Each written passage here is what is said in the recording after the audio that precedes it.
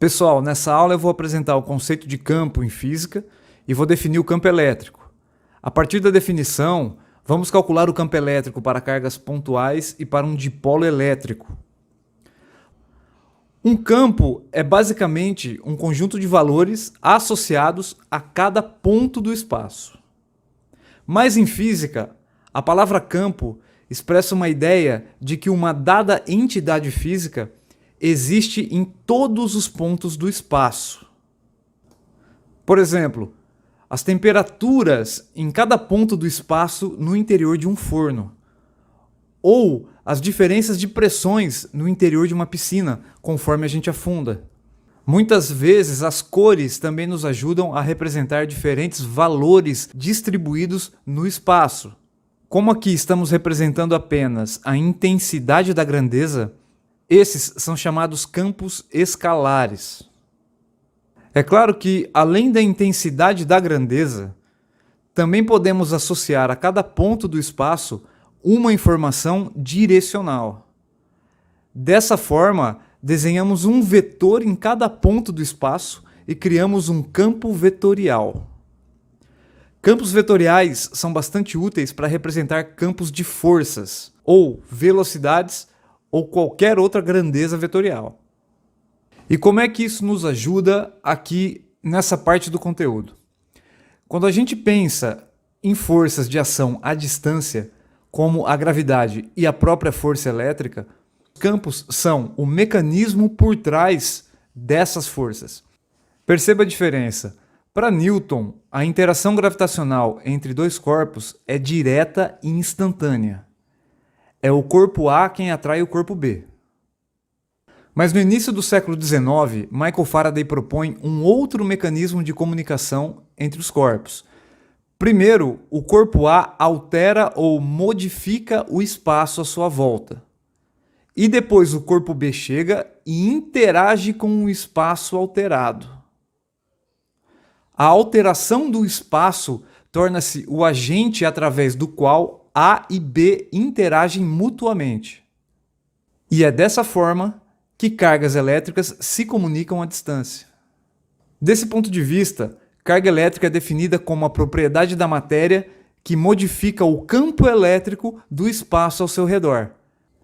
Perceba que carga elétrica é uma propriedade da matéria, enquanto que campo elétrico é uma propriedade do espaço.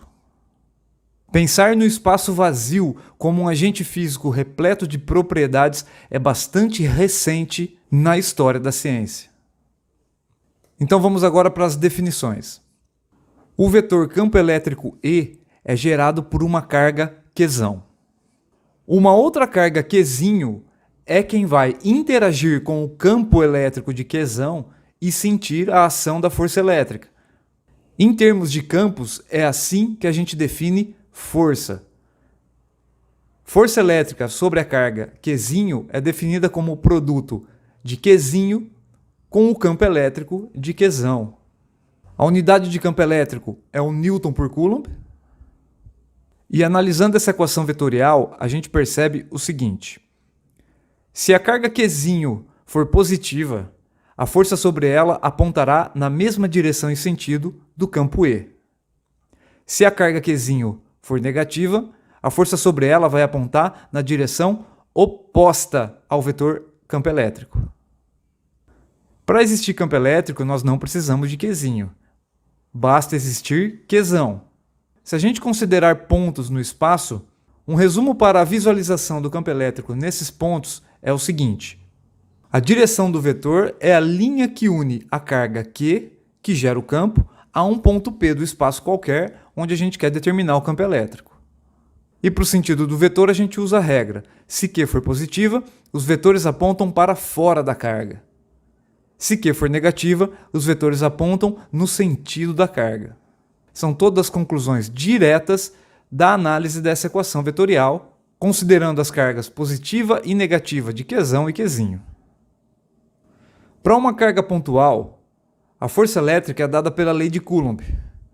Portanto, se a gente usar agora a nova definição de campo, a gente vai descobrir que o campo elétrico de uma partícula pontual depende da sua carga e decai com a distância ao quadrado. Para ter uma ideia do campo ao redor de cargas pontuais, a gente calcula o campo em alguns pontos do espaço. Para uma carga positiva, os vetores apontam para fora da carga, e para uma carga negativa, os vetores apontam no sentido da carga.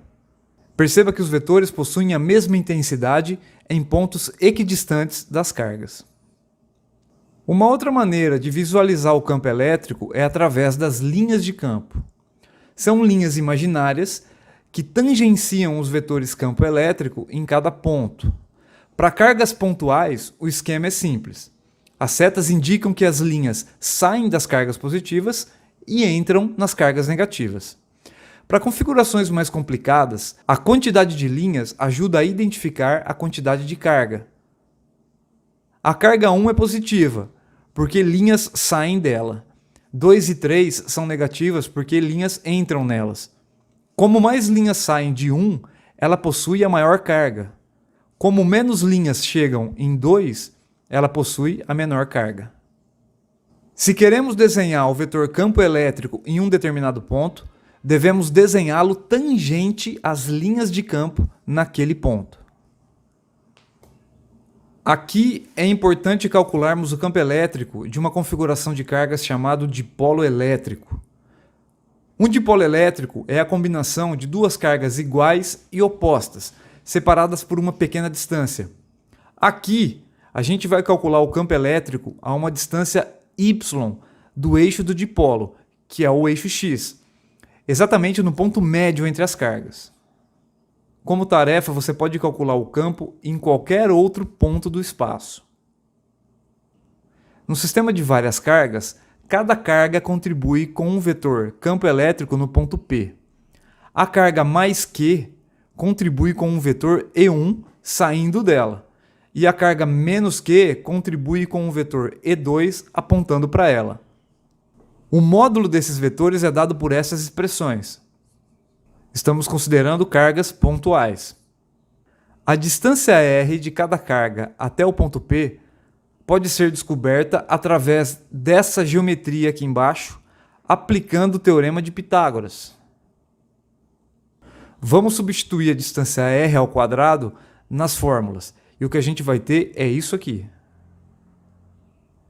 Isso significa que os módulos dos campos são iguais no ponto P. Agora vamos fazer a decomposição desses campos no eixo XY. E vamos calcular a resultante em cada coordenada. Perceba que o ângulo θ entre os vetores e o eixo x é o mesmo nessa geometria. Portanto, cosseno θ e seno θ são dados por essas fórmulas. Se calcularmos o campo resultante ao longo do eixo y, a gente vai perceber que ele é igual a zero, já que as componentes E1y e E2y são iguais, então se anulam. No eixo x, o campo resultante é a soma dos dois vetores E1x e E2x, as duas projeções. Como a gente sabe que E1x é E1 cosseno θ e E2x é E2 cosseno θ, quando fazemos as substituições, teremos essa expressão final.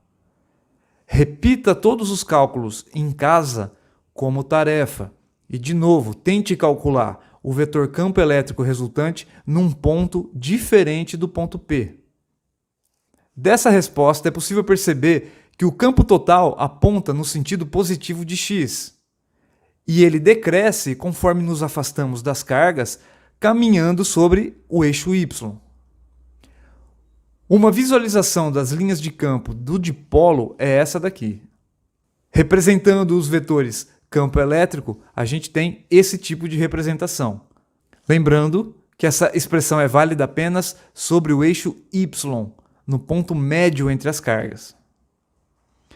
É possível perceber que, se estivermos muito distantes do dipolo, a gente deve notar que os campos das cargas de mesmo módulo e sinais opostos quase se cancelam. Nessa expressão, quando assumimos a distância y muito maior que a distância s entre as cargas, podemos desprezar o fator s sobre 2 ao quadrado, quando comparado com y ao quadrado. E a expressão se torna essa daqui, o que mostra que o campo diminui muito rápido à medida que nos afastamos das cargas. E novamente, repita esses cálculos em casa. Uma última definição importante usando os dipolos elétricos é o momento de dipolo. Este é um vetor cuja orientação é definida como começando na carga negativa e apontando para a carga positiva. O módulo desse vetor é o produto da carga Q pela distância que as separa, S. Sua unidade de medida é o Coulomb vezes metro. Essa definição é importante porque os dipolos elétricos tendem a se alinhar com o campo elétrico, devido ao torque da força elétrica no sistema. Os dipolos elétricos sofrem torques e acompanham as linhas de campo em cada ponto do espaço. Um exemplo importante de dipolo permanente são as moléculas de água. Nelas, os elétrons negativos passam a maior parte do tempo mais próximos do átomo de oxigênio. A polarização dessas moléculas nos permite representá-las como momentos de dipolo, apontando do átomo de oxigênio para os átomos de hidrogênio. E para a aula de hoje era isso que eu tinha para apresentar para vocês. Um abraço a todos.